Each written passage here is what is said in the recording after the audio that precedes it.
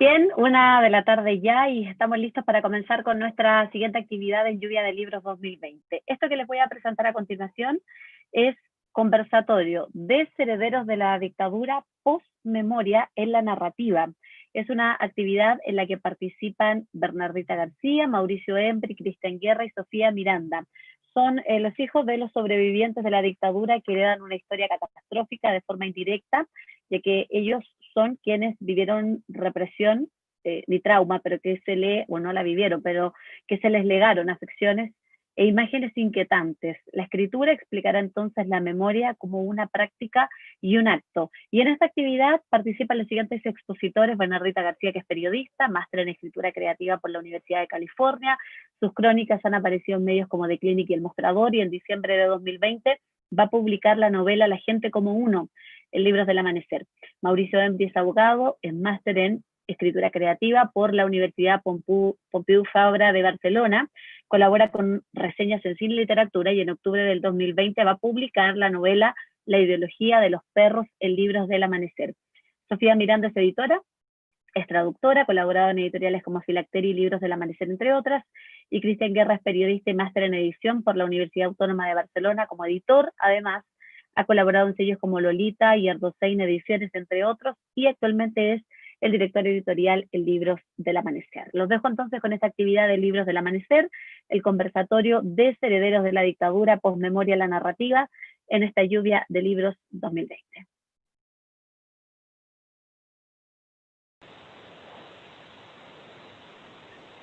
Buenas tardes, soy Cristian Guerra y a nombre de la editorial Libros del Amanecer los quiero invitar a un conversatorio que hemos organizado para esta lluvia de libros virtual llamado Desherederos de la Dictadura, la posmemoria en la narrativa, entendiendo la posmemoria como un acercamiento subjetivo, personal, y que finalmente opera dentro de una experiencia colectiva.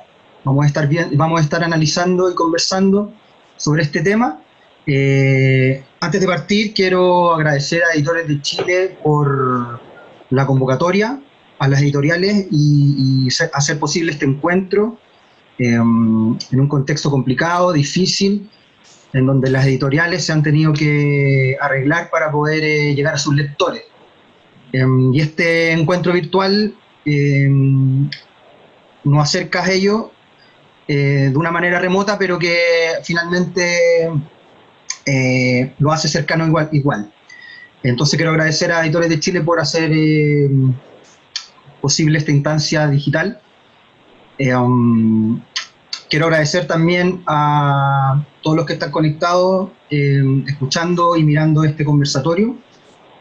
Y quiero agradecer también a los participantes que se encuentran hoy día acá. Primero a Sofía Miranda, ella es editora, correctora, traductora,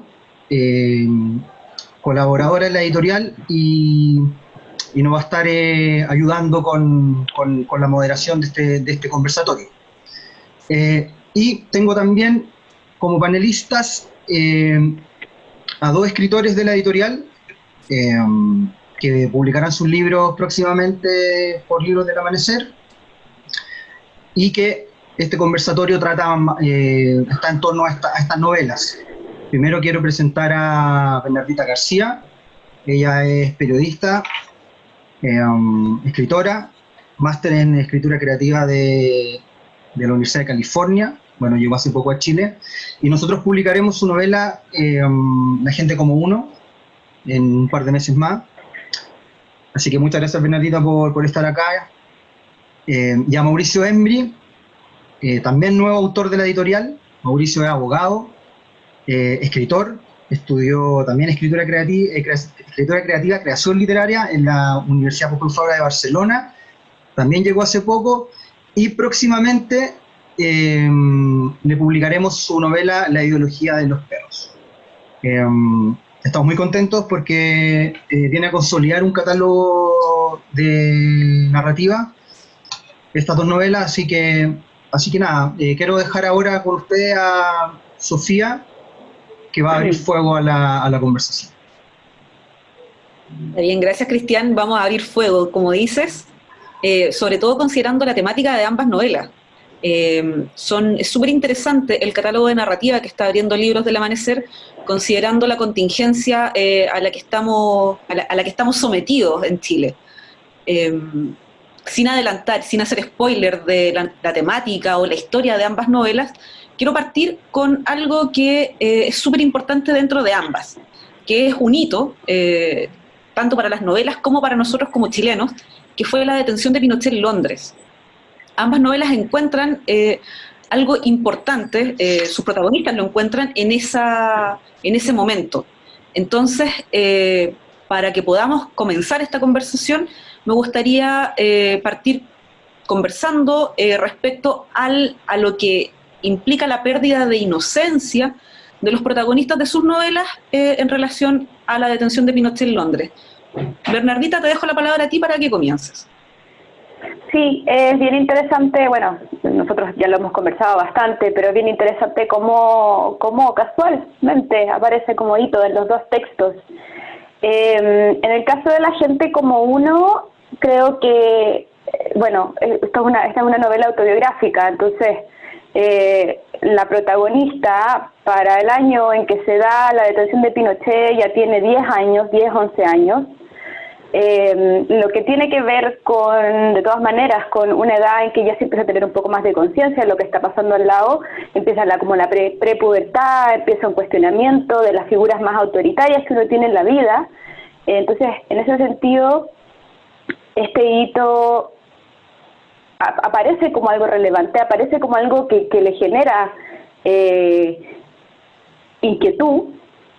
Y por otro lado, lo que hace la detención de Pinochet a nivel nacional, obviamente trae de vuelta una polarización de la sociedad, y en el caso del texto, esa polarización se ve, y se ve en la casa, en el hogar mismo de la protagonista, donde en el fondo coexisten y se encuentran en ese momento, se enfrentan en ese momento los personajes de los padres, que representan más el tradicional, que representan en este caso gente de derecha, que de alguna manera apoyó o fue cómplice pasivo de la dictadura, y tenemos en el otro lado lo que es el hermano, que es la figura, el ídolo, que representa la juventud, que representa la adolescencia, que representa las generaciones que vinieron después, y que de alguna manera también estamos encarnando nosotros con nuestros textos. Súper bien. ¿Y tú, Mauricio? En mi caso también, es decir, creo yo que la detención de Pinochet en esta lógica como de novela de iniciación es de alguna manera el llamado a la aventura, por lo menos en el caso de la ideología de los perros, en donde el niño a partir de este hecho empieza a descubrir la política, y también se empieza a cuestionar ciertas cosas que le han dicho sus padres constantemente. Efectivamente, yo coincido con Bernardita que a nivel nacional la detención de Pinochet trajo de vuelta una polarización que durante un tiempo, entre el 90 y el 98, de alguna manera parecía un poco más calmada. Es cierto que igual poco antes ya había una nueva polarización, porque no hay que olvidar que Pinochet había sido, digamos, designado senador, digamos, a partir de cómo él dejó la Constitución. Entonces, a partir de ahí, que deja la comandancia en jefe y pasa a ser senador, ya hubo una primera polarización, que esto creo que a partir de marzo del 98, ya en octubre del 98, la detención de Pinochet. Entonces, efectivamente, durante todo ese año, y principalmente ya a partir de la detención de Pinochet, empieza una polarización que en mi caso del libro se ve también a nivel de familia, pero sobre todo la polarización se da a nivel de los amigos del protagonista. Porque Andrés, que ese es el nombre del protagonista, viene también de una familia de derecha, en donde el padre además es un ex militar. Entonces, lo que ocurre es que él tiene ciertos amigos con los cuales nunca ha hablado de política, ¿cierto? Porque se dedican a jugar a la pelota, a hablar de anime, qué sé yo, todo lo que estaba también un poco de moda en esa época. Y de pronto viene este elemento propio del mundo adulto, que es la política, ¿cierto?, a invadir este espacio infantil, con todo el horror que trae consigo la dictadura.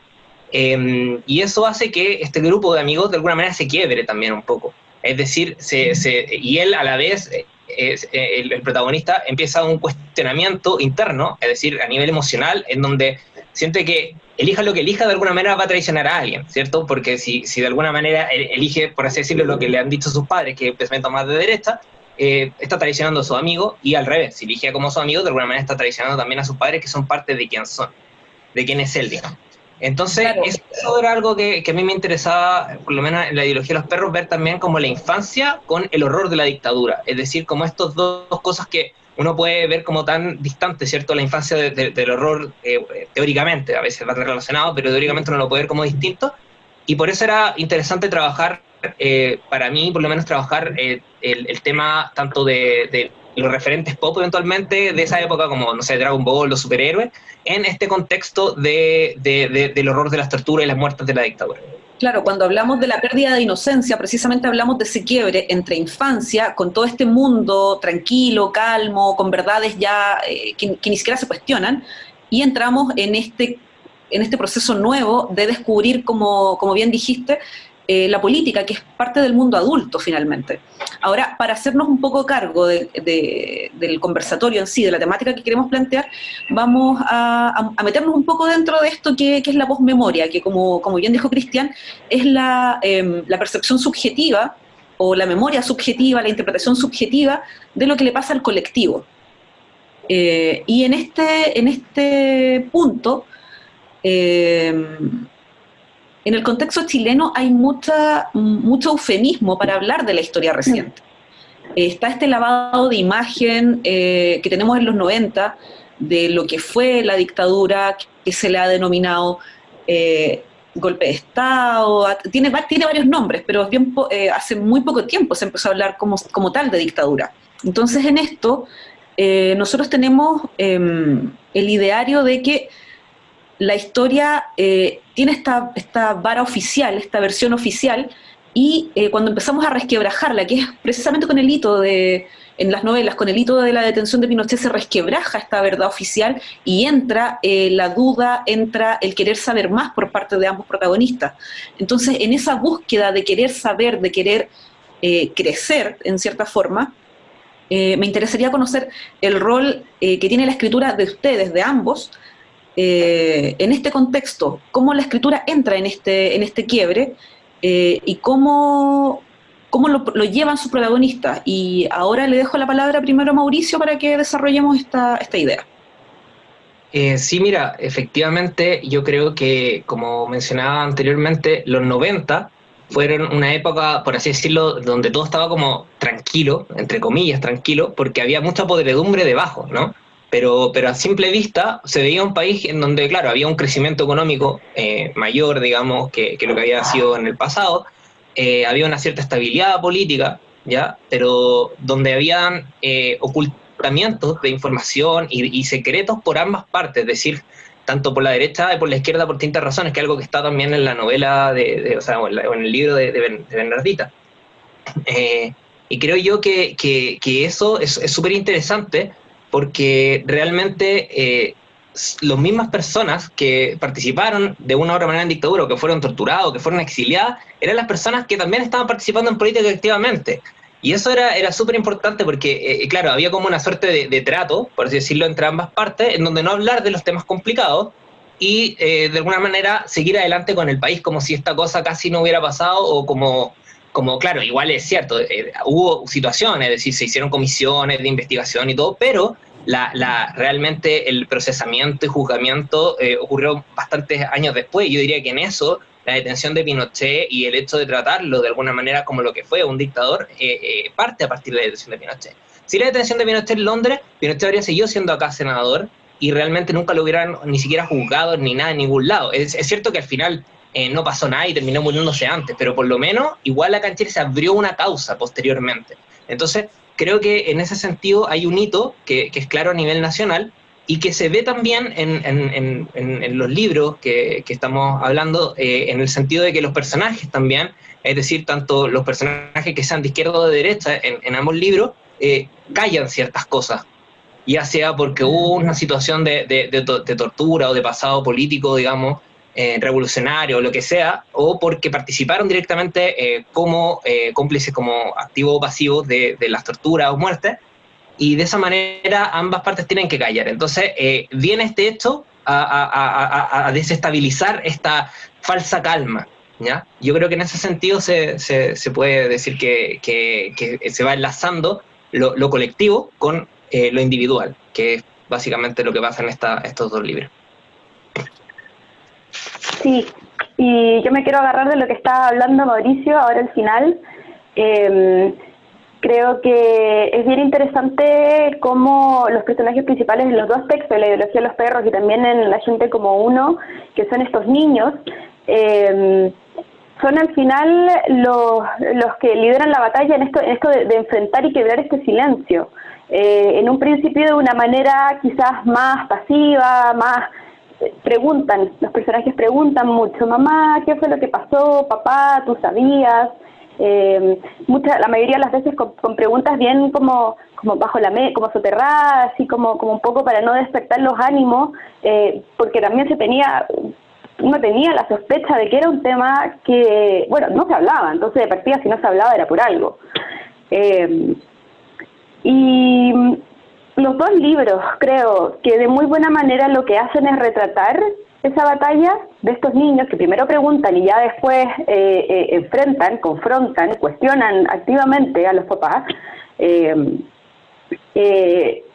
La retrata esta batalla desde lo heroico, desde lo mágico, lo importante que es este proceso, pero también desde lo más mundano, desde lo que es más feo, lo que de repente da vergüenza, cómo estos personajes sienten pena, sienten miedo, se sienten solos por estar muchas veces encapsulados en estas batallas, solos.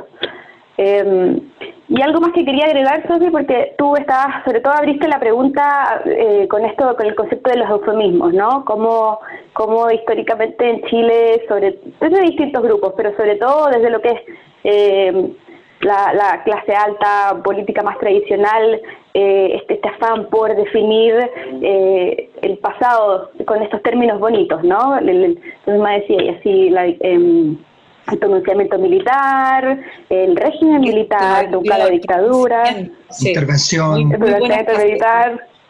En el caso de La gente como uno se aborda eso llanamente, pero además se aborda no solo desde lo político, sino también de lo que es como la ideología de clase.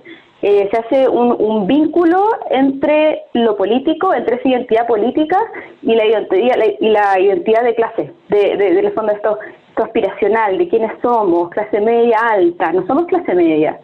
El mismo título lo dice, La gente como uno, el GCU, es un término que quizás yo creo que a los chilenos les habla mucho. Yo este libro lo empecé a escribir en Estados Unidos y hablaba con gente que sabía español y le decía a la gente como uno, bueno, incluso de inglés, people like us. Y, o sea, no le daban la connotación que naturalmente surge cuando uno habla de algo así con los chilenos. Es que claro, pues el concepto invita a pensar y a recordar mucho parte del imaginario local. O sea, no es menor recordar en este caso que el GCU se instauró como una marca de clase, como una marca muy fuerte de clase, que dio paso después a grupos de gente que eran... voy aquí a salirme un poco, pero voy a entrar en el anecdotario. Pienso en la Pepa Hoffman,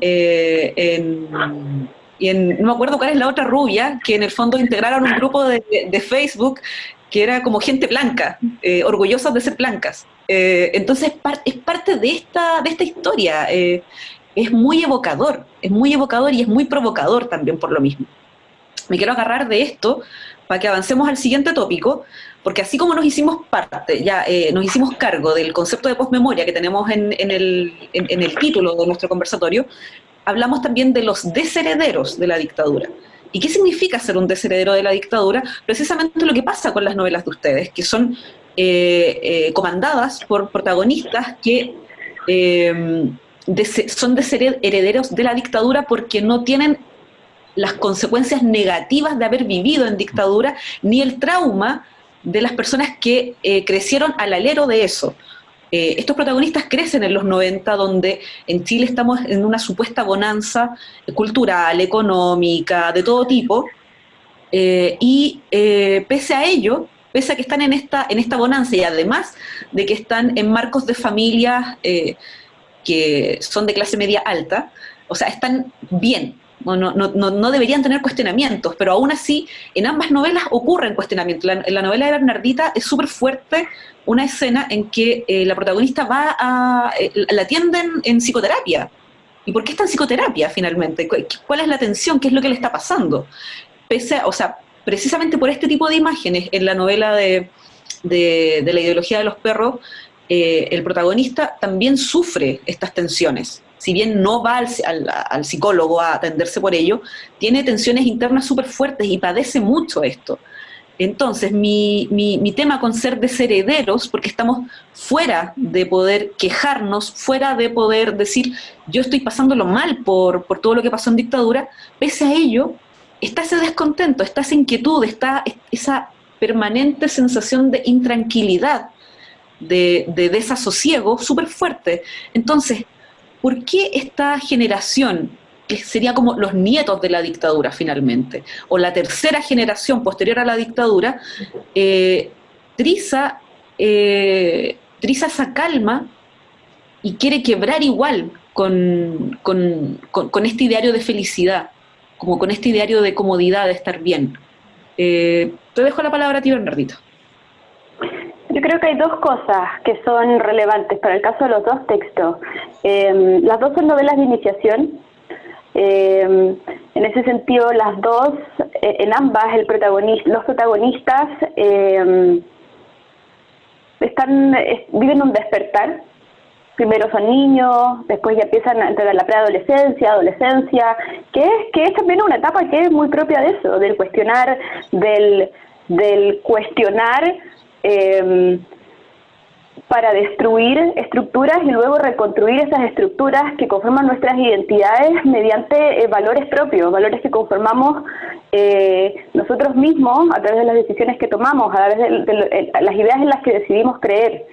Eso por un lado. Y por otro lado, creo que algo que también pasa y que es un tema, es generacional también. Los personajes crecen en los 90 y ya también llegan a la adolescencia, a los 2000, cuando ya mantener el hermetismo era muy difícil. Quizás llegar hasta los 8 años en tu casa, a lo mejor veíais las noticias de repente, porque ya sentamos como base que el silencio era como se mantenía este régimen en los hogares, pero ya después llega el internet y explota todo. Y si no es porque estás escuchando conversaciones en el colegio o la profesora dijo algo, ya a esas alturas basta con que te metáis en internet y googleéis qué fue lo que pasó en el 73, quién fue Augusto Pinochet. Y descubriendo toda esa información te vas encontrando además con las contradicciones. Estos personajes se van encontrando con las contradicciones que les empiezan a generar todo lo que les inculcaron sus padres desde niños y que además fueron instaurados como verdades. Entonces básicamente se dan cuenta de que sus padres, sus protectores, sus entornos familiares les han mentido toda la vida. De ahí creo que viene, de esos dos lugares creo que viene la intención de rebelarse contra esto, más allá de lo cómodo que se está, de la seguridad del entorno familiar. Súper. Y Mauricio, ¿qué tal tú? Mira, yo me quería agarrar un poco de lo que habíais dicho del tema de los nietos, porque claro, efectivamente en la novela de Alejandro Zambra, Formas de volver a casa, hay en varias partes donde el narrador menciona que la dictadura era la literatura de los padres, de alguna manera, porque los niños en esa época, los que de la generación, digamos, del autor, eran como, por así decirlo, pequeños, por lo tanto eran personajes secundarios en la literatura donde los protagonistas eran los padres, porque eran, por un lado, los que torturaban o asesinaban, o los que eran víctimas, digamos, pero de una u otra manera eran los protagonistas. Y en ese sentido ellos eran personajes secundarios. En la época en que se ambienta la ideología de los perros, y en parte también en La gente como uno, la verdad es que pasa algo parecido al principio, porque, por así decirlo, los que eran hijos se pasan a ser padres, y los que ahora son nietos, por así decirlo, la tercera generación, pasaban a ser hijos. Por lo tanto, en la época de la detención de Pinochet, los protagonistas son, por así decirlo, personajes secundarios de esto que está ocurriendo, pero lo interesante es que crecen, y el momento en donde están, en el presente, que es el momento en donde ellos evocan el pasado, por así decirlo, es ya el momento en donde son ellos los que debiesen ser protagonistas. Entonces, eso es súper importante porque de alguna manera para poder ser protagonista tienes que entender también tu propia historia e integrarte. Y yo creo que a nivel nacional es algo similar lo que pasa, ¿no? Es como también, es como a nivel país, es también un cuestionamiento hacia el pasado de parte de nuestra generación. Y en ese sentido es interesante porque la literatura... siempre es bien interesante el momento de la narración, porque cuando tú estás en un momento presente, ¿cierto? Vas descubriendo al personaje, va como descubriendo lo que va pasando. En cambio, cuando ya el personaje es adulto y mira hacia atrás, no lo hace por descubrir, lo hace por entender, por reflexionar aquello que está ocurriendo o que ocurrió en el pasado para construir su propia identidad e integrarse realmente, ¿no? Entonces, en ese sentido... Yo creo que es súper importante este cuestionamiento y es evidente que es algo que está pasando y que como decía Bernardita, fue pasando de a poco, pero poco a poco nos fuimos dando cuenta de todos estos secretismos que habían pasando. La detención de Pinochet fue un hito importante, después fuimos creciendo y fueron pasando más cosas. Se murió Pinochet también, ahí hubo otra división también, ¿cierto? Y en el fondo... hemos ido creciendo con esta historia país también a nivel individual. Y en ese es súper interesante lo que estás diciendo, sobre todo en relación a algo clave. Tú dijiste como el tiempo de la escritura, hablaste de eso, sí, de ese momento, y hay algo fundamental ahí. Cuando está este quiebre que sufren ambos personajes, es el tiempo de la acción, y el momento de la escritura es el tiempo de la reflexión. Exacto. Entonces es muy bonito pensar que ambos hacen un ejercicio en sus novelas, en La gente como uno y en La ideología de los perros, se hace el ejercicio reflexivo de volver a mirar esa historia, que a veces convive de mala manera con uno. Y a veces uno se enoja con esa historia. Sobre todo lo pienso en el caso de La ideología de los perros, que el protagonista literalmente dice que está conviviendo con alguien que ya no es, con alguien que no quiere ser, con alguien que quiere olvidar. Y pasa también en La gente como uno, cuando la protagonista también resiente muchas partes de su vida, y las resiente porque se aleja de la sensación de esos momentos. Recién Bernardita hablaba de que estamos ante novelas de iniciación, y efectivamente es así. Ambas novelas son de iniciación, y como buena novela de iniciación tiene también otro momento icónico en ambos casos, que es que los protagonistas descubren, exploran su sexualidad también. Para cerrar este conversatorio, quiero que trabajemos un poco ese momento, cómo, desde dónde los protagonistas o el narrador, si quieren posicionarse en esa línea, cómo se plantea este descubrimiento. Partamos con Mauricio. Mira, yo creo que, claro, que efectivamente, como tú señalas, en una novela de iniciación que es como el paso, ¿cierto?, como de niño a preadolescente o de preadolescente a adulto, o por lo menos una de las formas que se puede entender, ¿cierto?, que es como el crecer, el cambiar, ¿no? Y uno de los cambios más importantes que en realidad te puede ocurrir en la vida es el descubrimiento precisamente de la sexualidad. Además hay que considerar que estas dos novelas o estos dos libros, ¿cierto?, están ambientados en los 90, la infancia de los protagonistas, digamos, es en los 90, en donde todavía había mucho cartuchismo, por así decirlo, en el ámbito sexual. De hecho, yo siempre he pensado que es como la generación que creció con de dónde venimos y qué nos está pasando, que eran como películas que te ponían en el colegio, así como para que no sabemos qué decir sobre la sexualidad, mejor pongámosle este video educativo. Entonces, realmente, eso hacía que uno no entendiera muy bien, y de pronto a veces los adultos no te explicaban tampoco tan en detalle. Por ejemplo, yo en la ideología de los perros hay un momento, spoiler, pero igual, en donde la profesora... Lo estás haciendo tú por lo menos, eso es bueno.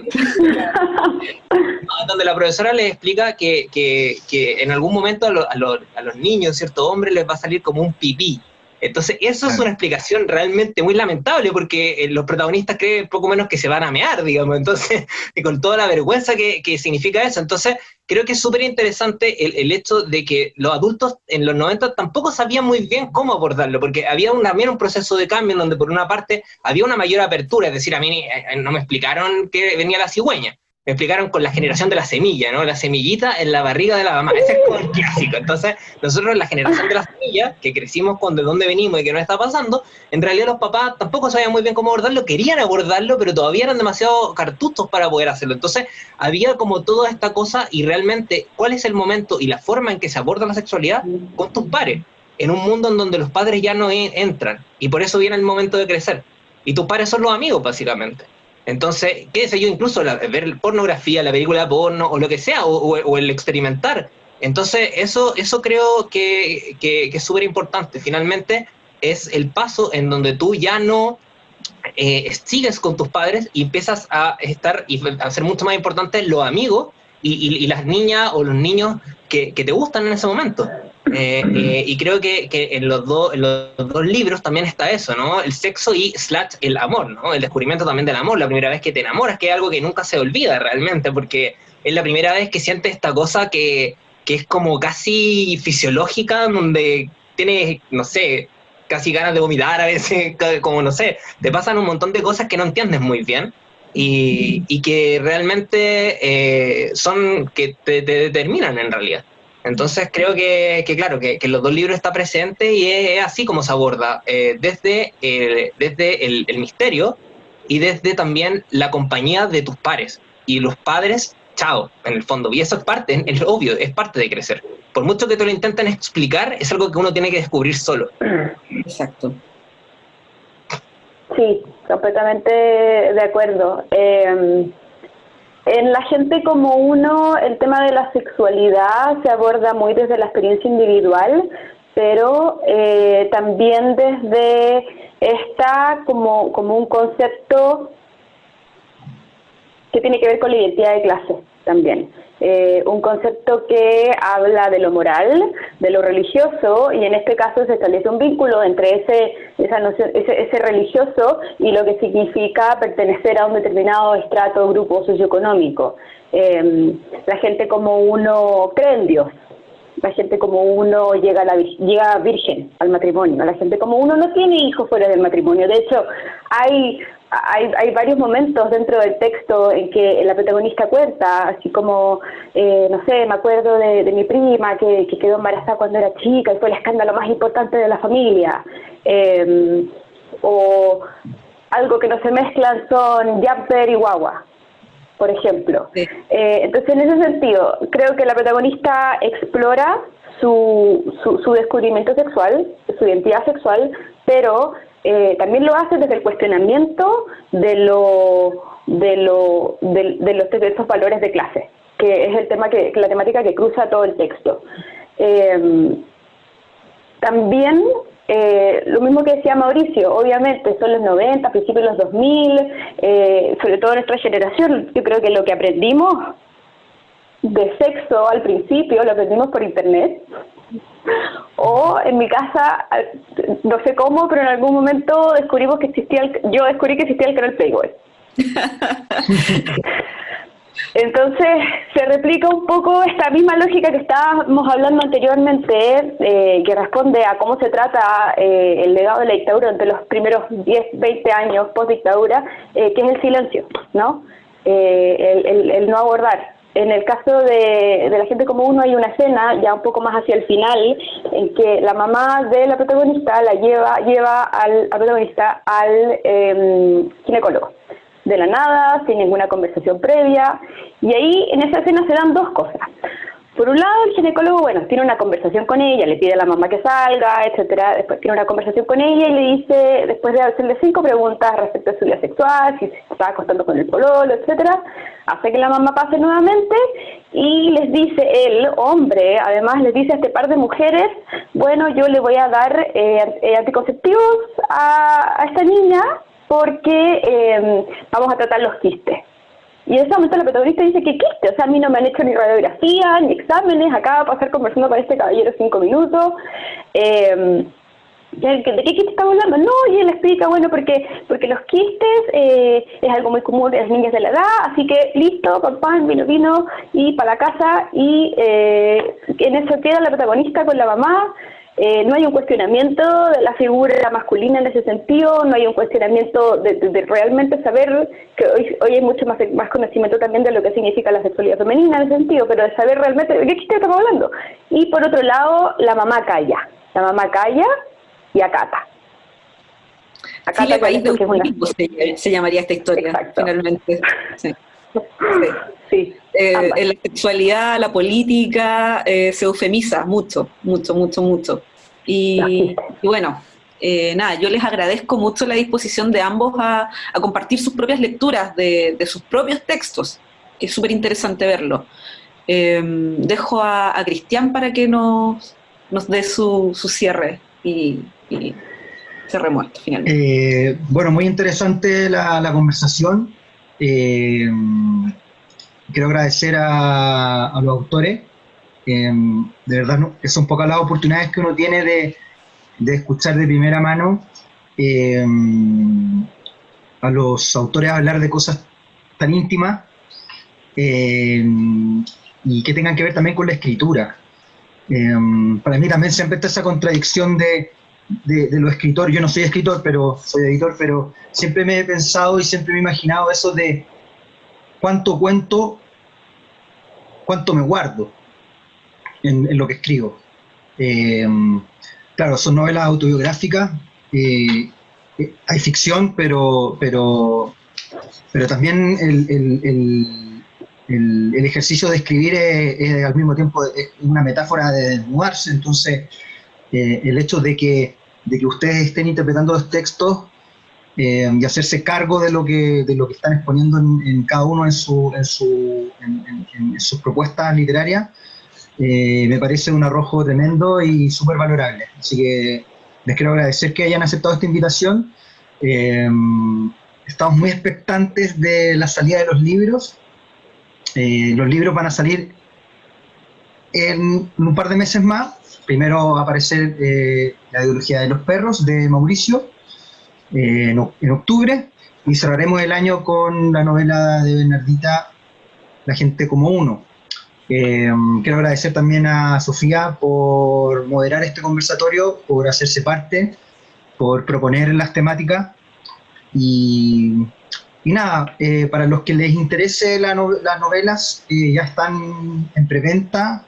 Pueden ingresar a la página de la editorial, librosdelamanecer.cl. Ahí pueden revisar el catálogo, comprar los libros que, bueno, están ya disponibles y novedades. Y estas novelas están en preventa con descuento y ya pueden reservarlas, y obviamente que las tendrán cuando los libros salgan de imprenta. Quiero agradecer también a Editores de Chile por la instancia, por darnos la oportunidad de dar a conocer lo que las editoriales estamos cocinando detrás de las puertas. Así que eso. Espero que nos veamos pronto y agradecerle a todos los que se conectaron a esta hora a este conversatorio. Muchas gracias por todo y nos vemos en otra oportunidad. Gracias. Gracias.